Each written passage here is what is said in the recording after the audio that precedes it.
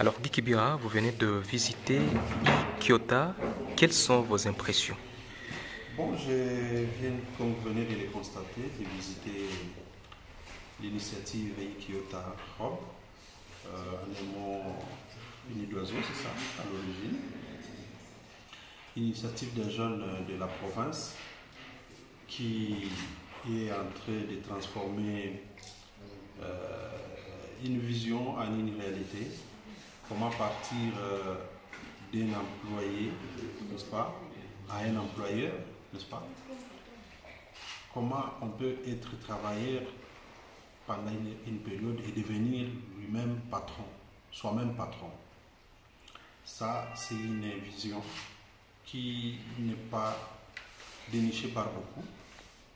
Mais plus important, c'est le fait que Kyoto offre un cadre de réflexion, de capacitation, de rendre les jeunes entrepreneurs beaucoup plus compétitifs sur le marché de l'emploi et des services.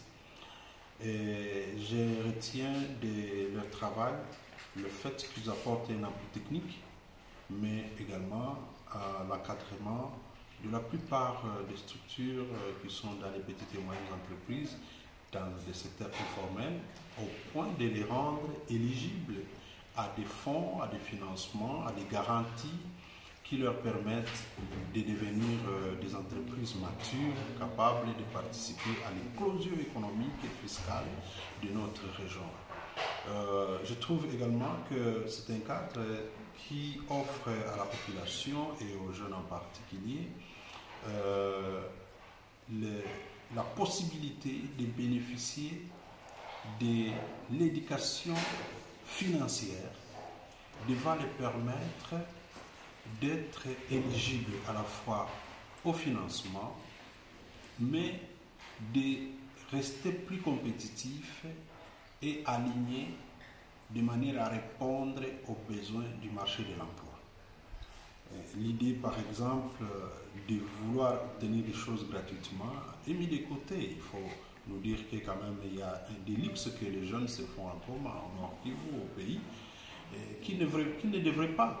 Un jeune qui s'achète un smartphone de plus ou moins 600 dollars, peut-être 300 dollars, alors même il y en a même des 200 dollars. Alors qu'avec 100 dollars, un jeune peut acheter des poulaillers. Il peut initier un petit projet de poulailler ou alors acheter des lapins et les entretenir pendant une période donnée. Et au bout de 3-6 mois, il peut se faire 10 fois les fonds de démarrage. Voilà, des choses adaptées comme ça en termes d'agir, activités génératrices des revenus qui peuvent être beaucoup plus adaptées et pratiques dans notre milieu. Les gens, le mal avec les gens chez nous, c'est qu'ils veulent commencer trop grand. Alors qu'avec l'expérience et les sciences économiques, ils ont aussi démontré qu'il faut éviter, même quand vous avez les moyens, il faut éviter ce qu'on appelle la thésaurisation financière. Vous pouvez employer 1 million de dollars pour gagner, par exemple, 20 000 dollars.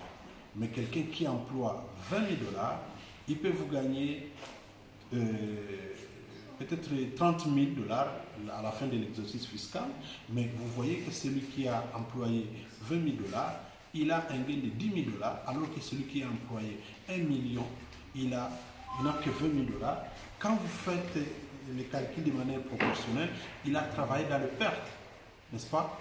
Voilà pourquoi je voudrais conseiller aux jeunes de profiter de ce cadre qui nous est offert par un jeune de chez nous, parce que moi je suis de ceux qui prônent justement la politique de produire ce que nous consommons et de consommer ce que nous produisons.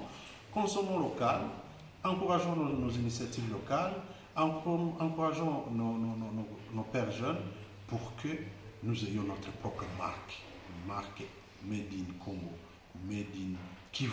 C'est très important, c'est ça le message fort. Et je voudrais dire que fort de leur expérience, j'ai vu qu'ils ont déjà en un laps de temps reçu et on m'a parlé du mérite d'une grande structure internationale. Exact. Voilà, donc j'estime que notre division va s'appuyer sur Ikiotaro pour permettre à ce que ce soit une structure qui nous donne des expertises dans les domaines afin d'éclairer, n'est-ce pas, la jeunesse qui voudrait bien se lancer dans l'entrepreneuriat. Et aujourd'hui, pour bénéficier des fonds tels que Transform et autrefois PME et autres, il faut s'aligner, il faut être compétitif. Et c'est comme ça que nous allons participer à la création des jeunes millionnaires comme le veut le chef de l'État. Sans l'éducation financière, il nous sera impossible d'arriver à cet objectif. Merci. C'est moi qui vous